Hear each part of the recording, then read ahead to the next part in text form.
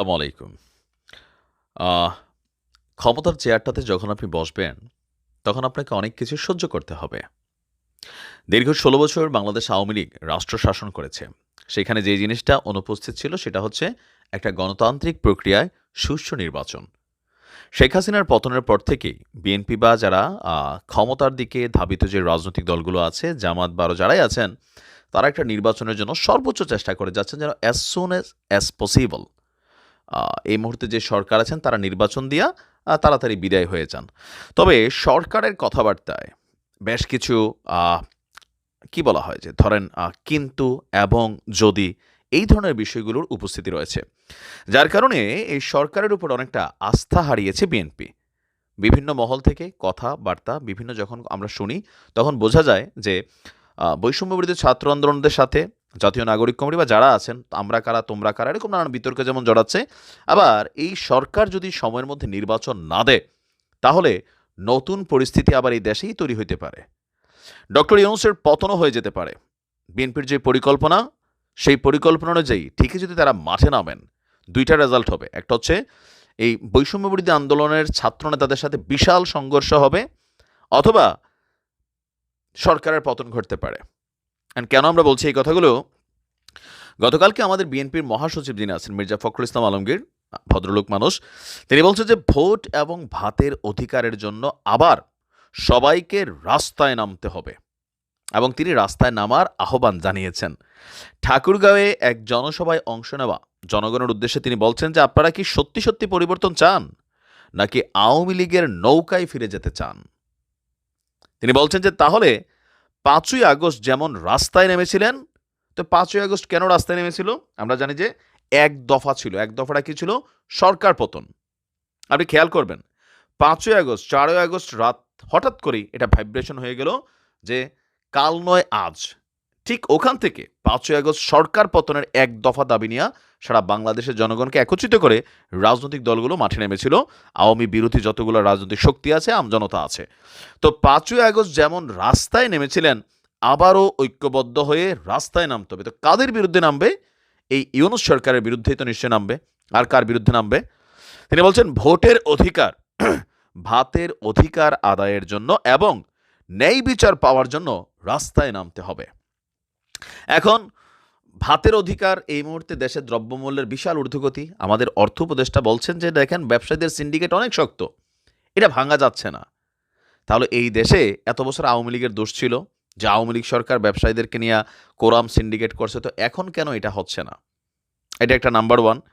Number two হচ্ছে যে আপনার ন্যায় বিচার এই দেশে কখনোই আসলে ওই রকমভাবে হয় না। কেন হয় না? যেই সরকারটা ক্ষমতায় আসার গ্রিন সিগন্যাল হয়, ওই সরকারের যারা নেতাকর্মী থাকেন তাদের নামে হত্যা মামলা থাকুক, যাবজ্জীবন থাকুক, সব পানির মতন মামলাগুলা ঝরতে শুরু করে। আবার যেই সরকারটার পতন হয়, সেই সরকারের সাথে কানেক্টেড নেতা কর্মী ব্যক্তি অপরাধী হোক না হোক, এরকম অসংখ্য মানুষ মামলার আসামি হয়, যেটার এক্সাম্পল বিএনপি এবং জামাতের হাজার হাজার নিরীহ নেতাকর্মী হয়েছে। আর এখন আওয়ামী লীগেরও অনেক জায়গায় বিভিন্ন নেতাকর্মী যারা আছেন, দল করতেন, পোস্ট পদবি ছিল না, তারপরেও মামলার আসামি হচ্ছেন। এখন এই যে আসামি হচ্ছেন, এই লোকটা কোর্টে যাচ্ছেন, তিনি জামিন পাচ্ছেন না, তো ন্যায় বিচার কি এখানে আসবে? যখনই শুনে আওয়ামী লীগ, তখনই মনে করেন তার জামিন আটকায় যায় বেশিরভাগ জায়গায়। আবার এত বছর যখন বিএনপি জামাত শুনছে, জামিন হয় নাই, বছরের পর বছর জেলে ছিল। তো ন্যায় বিচার, এই দেশে বিচার ব্যবস্থা আসলে কি ওই পর্যায়ে যাবে? বাট আমরা আস্থা রাখতে চাই যাবে। তিনি আপনার বলছেন যে আপনার শেখ হাসিনা দেশের আছে, এগুলো তো আর পুরান কথা। চাঁদাবাজদের ঠাঁই হবে না। এখন এই দেশে এই মুহূর্তে চাঁদাবাজি কারা করছে? 95% বিএনপির নেতাকর্মীরা। তবে ঊর্ধ্বতন কর্তৃপক্ষ মির্জা ফখরুল ইসলামের মতন যারা আছেন, তারেক রহমানের মতন যারা আছেন, তারা কিন্তু বারবার বলছেন যে বাবারে চাঁদাবাজি করো না, আগামী নির্বাচনটা খুবই খারাপ হবে, কঠিন একটা নির্বাচন হবে, সুতরাং মানুষকে বিগড়ানো যাবে না। কিন্তু আসলে কি এটা হচ্ছে? অনেক জায়গায় ভালো আছে, আবার অনেক জায়গায় পরিস্থিতি অনেক খারাপ আছে। তিনি বলছেন যে প্রয়োজনে দখলদারদের পুলিশের কাছে সোপর্দ করতে হবে। এটা কি সাধারণ মানুষ করে? এটা পারে না, মানুষ এসব ঝামেলা যেতে চায় না। সাধারণ মানুষ সংস্কার বোঝে না, তারা বোঝে আমি যেন আমার ভোটটা দিতে পারি, আমি সবার ভোটাধিকার নিশ্চিত করে দেশকে গণতন্ত্রের পদ্ধতিতে আচ্ছা আচ্ছা। তো তিনি এখানে অনেক বক্তব্য দিয়েছেন, তার এই বক্তব্যের মধ্যে সবচেয়ে ফোকাস ছিল তাহলে কি বিএনপি ডক্টর ইউনূস সরকারের পতন ঘটানোর পরিকল্পনা করছেন বা পারবেন? আসলে বিএনপি চাচ্ছে সরকারের উপর প্রেশার ক্রিয়েট করা নির্বাচনকে নিয়ে। কারণ ডক্টর মোহাম্মদ ইউনূসের কথার মধ্যে একটু কিন্তু এবং ছিল। তিনি বলছেন যে ২০২৫ এর শেষে, প্রয়োজনীয় সংস্কার শেষে নয়তোবা ২০২৬ এর মিডল, তার মানে আজ থেকে আরও প্রায় ১.৫ বছর। তো ওই সময়ে দিবে কিনা? আবার ধরেন ডক্টর ইউনূস যাদের কর্তৃক নিয়োগপ্রাপ্ত হয়েছেন, আমরা যদি বলি ছাত্রদের কর্তৃক নিয়োগপ্রাপ্ত হয়েছেন, ছাত্ররা বলতেছে শেখ হাসিনা আওয়ামী লীগের বিচার ছাড়া এদেশে নির্বাচন হবে না। তাহলে তো এরা ভাই ১৫-২০ বছরের ছাত্ররা বা ডক্টর ইউনূসের মেইন টিম, এ টিম, বি টিম ৩ টা লেয়ার তারা। তো বিএনপি স্বাভাবিকভাবেই কেন মনে করবে না যে সরকার এক কথা বলছে, কিন্তু সরকার যাদের কথায় পরিচালিত হচ্ছে, তারা তো বলতেছে এই দেশে এখন নির্বাচন হবেই না। প্রয়োজনে একটা লড়াই হবে, যুদ্ধ হবে। এগুলোর থেকে স্বাভাবিক বিএনপি তো এটা হালকা নিচ্ছে না। ছাত্রলীগ ছিল আওয়ামী লীগের একটা অংশ।